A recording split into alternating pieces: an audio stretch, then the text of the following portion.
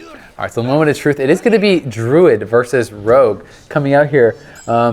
So, you know, it looks like it's going to be Realz playing that Druid once again. Yeah, and then sort of something interesting to note here. Savjz is playing not a Miracle Rogue. Right, his Rogue deck is actually sort of like a mid-range-ish tempo Rogue deck. I don't really know how you describe this, but some of the cards that you find in here that are a little bit strange to see. Spiteful Smith, of course, certainly one you don't see very often.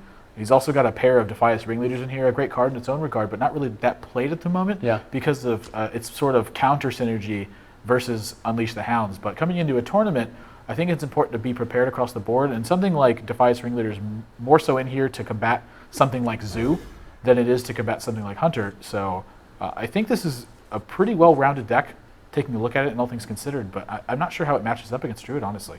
Yeah, and I mean, they are taking some time thinking about these mulligans. This is the grand finals. They do not want to mess this up. And we are going to have the Loot Hoarder, the Eviscerate, the Deadly Poison, and the Chillwind Yeti as that first turn. Obviously, starting off with a coin here, pretty nice. I'm sure Realz would have loved to grab an Innervate in that, that first hand. Not going to be lucky enough to do it. And he's not really playing that Ram Food. He doesn't have the Wild Growths in there, I do believe. Am I mistaken? No, I don't think he is. I'm actually really surprised by this turn 2 Wrath for a point of damage to draw a card. I'm curious what he thinks he needs if he's doing that. Does he feel like he needs to dig for a card? And I mean, he's giving a card draw up with that, so it's not like there's he could just use his hero power. His hero power costs him 1 point of life, and he effectively draws a card, and the card that he would draw is Wrath. Interesting, because he may need that 3 damage later. Right. I'm really surprised by that, especially because he actually has sort of a clean couple of turns coming out. He can use this Ancient Watcher and Sunfury Protect. I'm not really seeing what he dug for. And then another interesting thing to note is that Savjz actually just uses his poison here while he's got a Defias Ringleader in hand. Yeah. And no real other thing to do with it. Combo. He's got 2 Chillwind Yetis, so I imagine you can just Chillwind Yeti later, but I guess because he intends to play 2 Chillwind Yetis in a row, you end up in a position like this. Wow, backstab off the top of the deck. Now he looks like a genius, of course. He knew he was drawing that. Don't listen to me. I'm an idiot. I lost twice in this tournament. So 4-5 coming out, paying a few points of life total, and suddenly this is a pretty big advantage. Why not Ancient Watcher plus the Sunfury Protector? That's what I'm curious about, knowing that he already has the 3 damage from the weapon already pre-prepared with the Deadly Poison out there. Why not throw that out, have the Chillwind Yeti in reserve for the next turn? It's good question. I think I'm okay with Chillwind Yeti in the long run, but I'm okay with this play as well. I think there's a lot of arguments on both sides of this coin.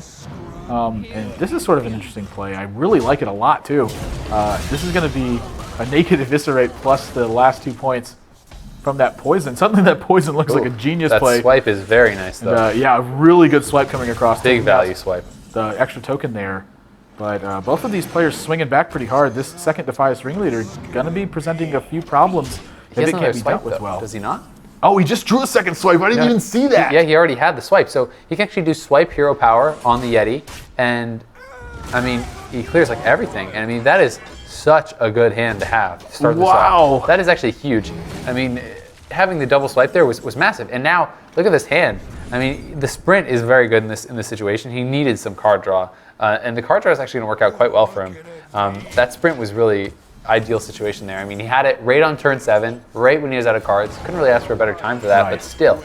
Quite a bit ahead here already for Realz. And he's going to push the pace. He's going to go for the cat form, on that Druid of the Claw, which is, I think, a great choice. Now, do you go Argent and just trade?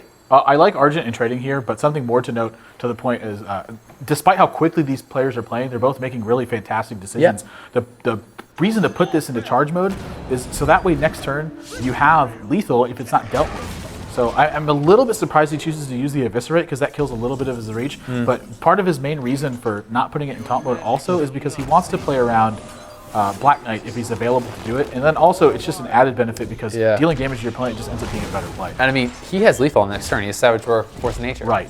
Plus the 4/3 already out there.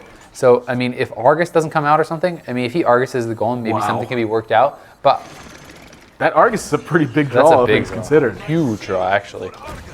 Wow. Because he's staring at lethal and go, wow, a Black Knight! Oh my god! Off the top of the deck. These are some major draws that are coming out. Yeah. It's hard to predict. I feel like what either of these players are going to be doing because they're just playing from the right side of their deck. But holy, really good draws. But, you know, at least he's still getting the death rattle out of that. You know, it's not the worst situation. Still an amazing draw. And, you know, he is going to be able to clear that up with the hero power. And he'll still have lethal ready next turn. So, whoa. Interesting. I really like this play a lot because it still forces him to kill both of his opponent's minions. Yeah. And when he does that, what he's hoping for is that when he has to kill both of his minions, that he's not going to be able to follow it with a Defender of Argus. So he's actually just looking at lethal from that Force of Nature combo in his hand.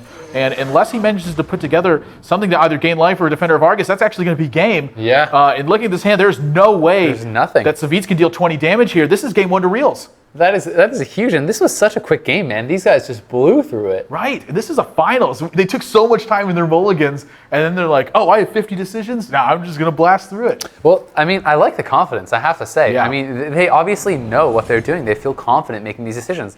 You know, when they need to take the time to think about it, they're taking the time to think about it. But they're saying, no, this is the right move. I'm going for it. I don't need to think about it anymore. And I really respect that.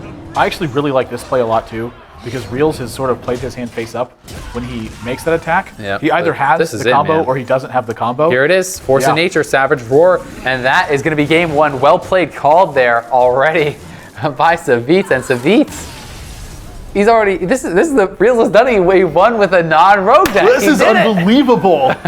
God, this should be breeze if he can pick up a game for free like he's I know, man, but I mean, all joking aside,